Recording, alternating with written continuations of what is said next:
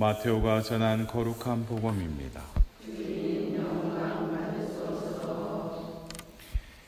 예수님께서 카이사리아 필리피 지방에 다다르시자 제자들에게 사람의 아들을 누구라고들 하느냐 하고 물으셨다. 제자들이 대답하였다. 세례자 요한이라고 합니다. 그러나 어떤 이들은 엘리야라 하고 또 어떤 이들은 예레미야나 예언자 가운데 한 분이라고 합니다. 예수님께서 그러면 너희는 나를 누구라고 하느냐 하고 물으시자 시몬 베드로가 스승님은 살아계신 하나님의 아드님 그리스도이십니다 하고 대답하였다. 그러자 예수님께서 그에게 이르셨다. 시몬 바르요나야 너는 행복하다. 살과 피가 아니라 하늘에 계신 내 아버지께서 그것을 너에게 알려주셨기 때문이다. 나 또한 너에게 말한다. 너는 베드로이다. 내가 이 반석 위에 내 교회를 세울 터인즉 저승의 세력도 그것을 이기지 못할 것이다. 또 나는 너에게 하늘나라의 열쇠를 주겠다. 그러니 너가 무엇이든지 땅에서 매면 하늘에서도 매일 것이고 너가 무엇이든지 땅에서 풀면 하늘에서도 풀릴 것이다. 주님의 말씀입니다.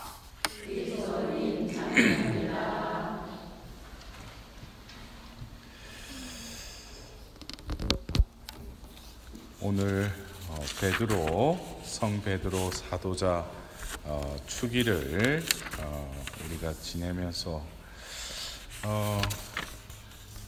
원래 이 베드로의 이름이 뭐였죠? 시몬. 예. 그래서 바르요나라고 하면은 요나의 아들이라는 거예요. 예. 근데 예수님이 이제 이 시몬을 어떻게 부르시죠? 게파, 곧 베드로. 예, 베드로라 불러요. 그 베드로가 무슨 뜻이에요? 반석, 바위라는 뜻이에요. 예. 근데 우리가 베드로만 바위냐? 그래서 우리가 고린도 1서, 베드로 1서 4장을 보면은 2절에 예수님이 살아있는 돌이라고 그러셔요. 예? 그래서 또 그 다음 절에 보면은 여러분도 살아있는 돌이 되십시오라고 이야기를 해요. 그러면은 예수님이 이제 시몬에게 너는 이제 게파라 불리리라, 베드로라 불리다. 이 베드로, 바위, 반석, 이 뜻은 결국에는 우리들 모두가 뭡니까? 여러분은 살아있는 돌이 되십시오라고 하면은 우리들도 결국에는 뭐예요? 베드로가 되라는 거예요. 예? 근데 이 베드로, 바위라는 뜻인데, 이 돌이라는, 이 살아있는 돌이라는 뜻인데, 이것을 히브리 말로 이 바위, 돌을 뭐라고 부르냐면은 에벤이라고 불러요. 에벤. 애를 뱉다. 그래서 에벤. 근데 이 돌이라는 이 뜻이 에벤이라는 게 또 이게 합성어예요. 근데 무엇의 합성어냐? 그러면 아브가 아버지라는 뜻이에요. 그래서 우리 아브라함 하면은 아브가 아버지라는 뜻이에요. 그래서 또 그리고 아들이라는 뜻이 벤이라고 불러요. 히브리 말로. 그러면 아브와 벤이 이렇게 합성돼서 에벤이라 부른다는 거죠. 그러면은 이 아브가 아버지라면 영어로 하면은 father, 아버지의 아들. 그래서 아브 벤의 합성어인 에벤, 돌이라는 뜻은 원어적으로 따진다면은 아버지의 아들이라는 뜻이에요. 결국 그렇다면은 오늘 시몬 베드로가 고백했던 스승님은 살아계신 하나님의 아드님 그리스도이십니다. 누구에게 이야기했어요? 예수님이 바로 이분이시라는 거예요. 하나님의 아드님, 바로 아버지의 아들. 결국 이것은 원어적으로 따지면은 돌이신 그리스도라는 거죠. 결국 이 베드로, 왜 예수님이 그 시몬을 왜 베드로라고 반석이라고 불렀는가? 자신이 뭐예요? 바로 살아있는 돌, 바로 돌이라는 것이죠.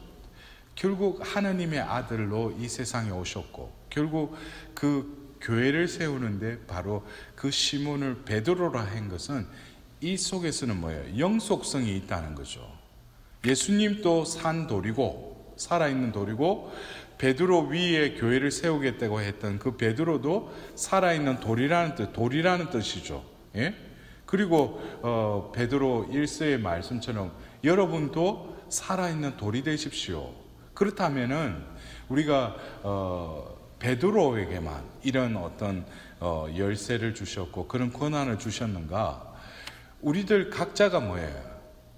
바로 하나님께서 이러한 권한과 능력을 우리에게도 다 주셨다는 거예요. 이것은, 그러나 중요한 것은 우리도 역시 살아있는 돌이 될 때, 근데 우리가 그 베드로 1서의 말씀에는 예수님이 살아있는 돌인데 사람들은 그 돌을 어떻게 했어요? 버렸다는 거예요. 왜? 자기에게 걸림돌이니까. 그래서 어떤 사람은 예수 그리스도로 인해서 걸려 넘어지는데, 또 예수 그리스도를 통해서 살아있는 돌이 되는 사람이 있다는 거예요. 그러나 그 우리가 시편의 말씀처럼 예수님께서는 뭐라고 해요? 집 짓는 자들이 버린 돌이 모퉁이 돌이 되었다. 결국 예수님의 이 산돌은 이 세상 사람들에게는 버림을 받았지만 하나님 편에서는 뭐예요? 영적인 그 집의 모퉁이 돌이 됐다는 거예요. 지탱하는 돌, 그 기반이 되는 돌. 그래서 어떻게 그 베드로의 어떤 한 인간의 삶을 보더라도 예수님께서는 그 베드로에게 그 요한복음 마지막 장을 보더라도 너 나를 사랑하느냐고 3번을 또 그 말씀하시면서 물어보시면서 내 양들을 잘 돌봐라라고 또 이야기를 하시죠. 그러면서 그 질문과 또 대답이 오고 간 다음에 너가 지금 젊었을 때는 네가 가고 싶을 대로 가지만 나이가 들면 누군가에게 끌려서 허리에 띠를 매고 끌려갈 것이다. 결국 예수님께서는 베드로가 닭이 3번 울기 전에 나를 배반할 것이다, 이것도 다 알고 계셨지만 베드로가 어떻게 죽을 것인지도 뭐예요? 다 알고 계셨다는 거예요. 그러나 중요한 것은 뭡니까? 바로 자신도, 예수님 본인도 뭡니까? 나는 예루살렘에 가서 대사제와 율법학자와 바리사이 그 사람들에게 잡혀서 죽었다가 사흘 만에 다시 살아날 것이다. 예수님도 자신의 삶을 다 알고 계셨죠. 그러나 우리가 자신의 삶을 다 안다면은, 여러분들 어쩌면 그래요. 내 눈앞에 일어나는 일이 어떻게 될까 궁금하죠. 근데 다 알고 나면은 이거는 재미도 없을 뿐만 아니라 아는 게 오히려 뭐예요? 나에게 두려움과 좋은 일이 다 예비되어 있으면 얼마나 좋겠어요. 그러나 좋은 일만 생긴다는 게 아니죠. 예? 근데 그걸 내가 안다는 거 그 자체가 뭐예요? 나에게는 또 다른 걸림돌이에요. 예수님도 결국에는 자신이 살아있는 돌로서 자신이 어떻게 이 세상에 오셔서 어떻게 보면은 이 사람들에 의해서 버림을 받지만은 결국 그것이 이 영적인 교회를 세우는 데 있어서 뭐예요?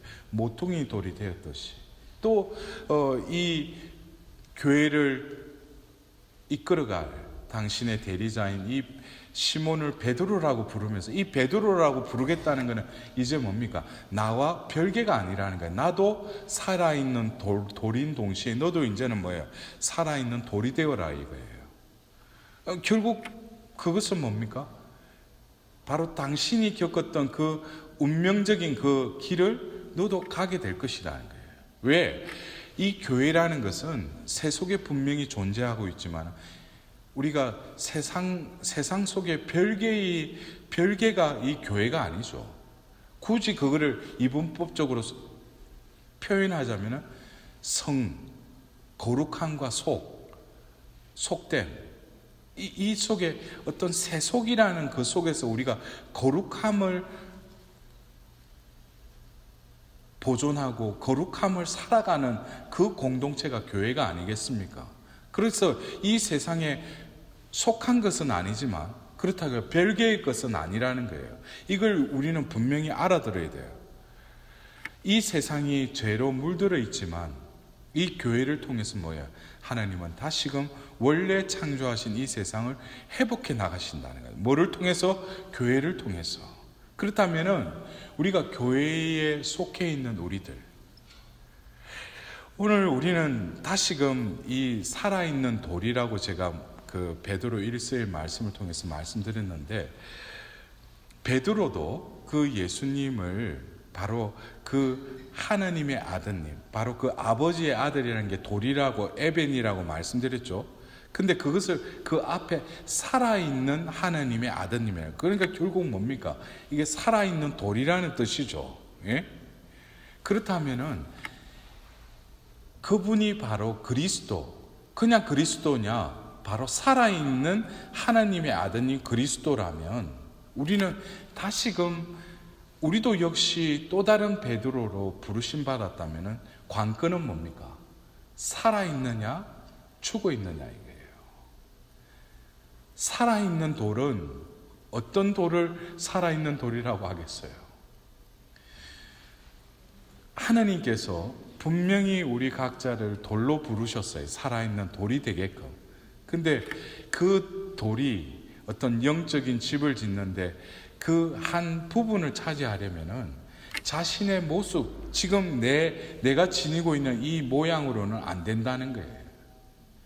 그 집에 지을 어떤 그 부분에 필요한 돌을 하나님께서는 깎으셔야 돼요.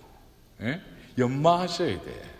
근데 내가 끊임없이 내 형태, 내 모양을 고집한다면 어떻게 되겠어요? 그거는 살아있는 돌이 되려면은 될 수가 없는 거죠. 왜? 자기 모습, 자기 패턴 이거를 고집한다면. 그래서 우리는 어떻게 보면서 신앙생활은 단검질과도 같죠. 예? 구약의 어떤 이스라엘 백성들을 40년 동안 광야를 또 허락하셨듯이 우리도 어떻게 보면 사는 이 현세 속에서 이 세속 가운데 이 거룩함을 유지하고 살아가려면 우리 속됨을 어떻게 해요? 빼내야 되겠죠. 또 정화시켜야 되겠죠. 정결하게 돼야 되겠죠. 그러려면 어떻게 보면은 이 쓸모없는 이 돌을 살아있는 돌로 만들기 위해서는 하나님은 어떤 정화의 작용을 통해서 이 돌을 깎으신다는 거예요. 그래서 이 깎음에는 많은 아픔이 다르겠죠. 예? 그러나 우리는 살아있는 돌이 되기 위해서, 또 다른 베드로가 되기 위해서 그것을 감내해야 되겠죠. 그러나 중요한 것은 이 살아있는 돌이 되기 위해서, 또 다른 베드로가 되기 위해서는 우리는 오늘 그 베드로에게 했던 그 약속, 내가 너에게 하늘나라의 열쇠를 주겠다 그러면서 무엇이든지 땅에서 매면 하늘에도 매일 것이고 무엇이든지 땅에서 풀면 하늘에서도 풀릴 것이다. 이 말씀을 어떻게 보면은 그 믿음의 조상이 바로 아브라함을 불렀을 때 하나님께서 약속하신 그 약속을 보면은 그래요. 내가 너에게 많은 후손을 주겠다 하시고 나서 너가 누구에게 복을 빌어주면 그 복이 그 사람에게 내릴 것이고 그 사람이 저주를 베푸면은 그 사람에게 또 저주가 내릴 것이다. 그걸 약속하시죠. 결국 아브라함의 삶 역시 뭡니까? 하나님의 그 약속에 합당한 자가 되기 위해서 여러 가지 훈련을 당하죠. 그 훈련 속에서 끊임없이 인내가 필요하고 또 그 믿음이 성장하기 위해서 그 믿음의 순수함을 위해서 하나님께서는 끊임없이 시련을 또 허락하시죠. 그러나 진정한 그 축복의 통로가 되기 위해서 마지막 거쳐야 하는 것이 바로 창세기 22장에 바로 100세 때 얻었던 아들을 번제물로 바치라는 거예요. 이게 마지막 단계예요. 그 아들을 그렇다고 해서 아브라함이 되기 전에 아브라함이 그것을 주저했어요? 아니죠. 아침 일찍 일어나서 장작을 메고 아들을 이삭을 데리고 그 모리아 산으로 가죠. 그리고 그 아들을 제대에 눕히고 뭐예요? 제단에서 돌칼로 그를 죽이는 데까지도 뭐예요? 서슴지 않고 했다는 거예요. 그 마음속은 어떻게 했어요? 그 말 그대로 이게 내가 믿는 하나님인가 라고 하면서 분노도 일어났을 거고 의욕도 일어났을 거고 또 이것을 포기하려고 했을 거고 여러 가지 것들이 했지만은 일단 하나님이 시키는 대로 번제물을 바치기 위한 그 행위를 그대로 순응했다는 거죠. 그래서 때가 되자 뭐예요? 아브라함아 그 아이에게서 손을 떼라고 그러죠. 그러면서 바로 뭡니까? 하나님께서 미리 마련해 주신 그 양이 있었죠. 결국 이것이 어떤 복의 통로가 되기 위한 하나님께서 이끌어 가시는 그 과정이었다는 거예요.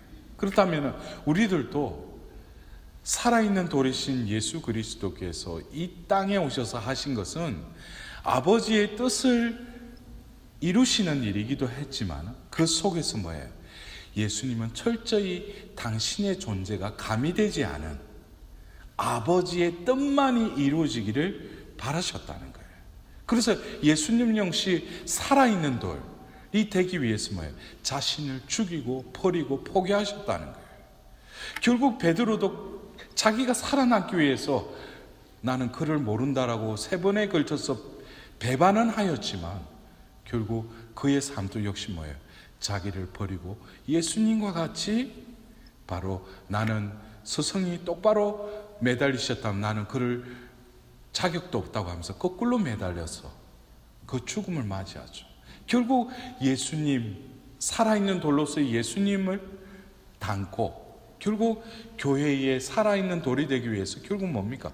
자기를 버렸다는 거예요.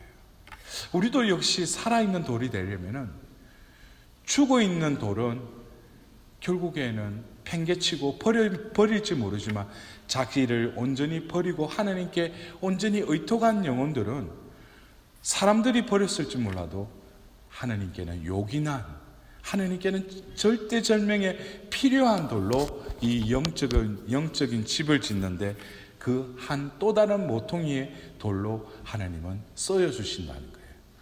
우리도 역시 오늘 이 베드로 사도자 축일을 지내면서 살아있는 돌로서 또 살아있는 돌을 통해서 그리고 우리들을 살아있는 돌로 부르시고 우리에게도 또 다른 영적의 집을 짓는 한 돌로서 우리를 훈련시키시고 우리를 깎으시고 또 쓰시기 위한 하나님의 그 이끄심을 다시금 느끼면서 우리 교회가 진정으로 이 새 속에 물들지 않고 이 거룩함을 유지하려면 무엇보다도 교황님을 위해서 기도해야 되고 우리 주교님들이나 사제들을 위해서 기도도 해야 되지만 중요한 것은 자기 자신이 바로 또 다른 교회라는 거예요. 그리고 하나님께서는 바로 나를 통해서 이 교회를 세우게 했다던 그 교회가 바로 나를 통해서 또 표출되고 드러난다는 거예요. 그래서 우리는 다시금 오늘 이 미사를 봉헌하면서 이 세상의 버림을 받을지라도 하나님께 쓰임 수 있는 살아있는 돌이 될 수 있도록 하나님께 자비를 구해야 할 것입니다.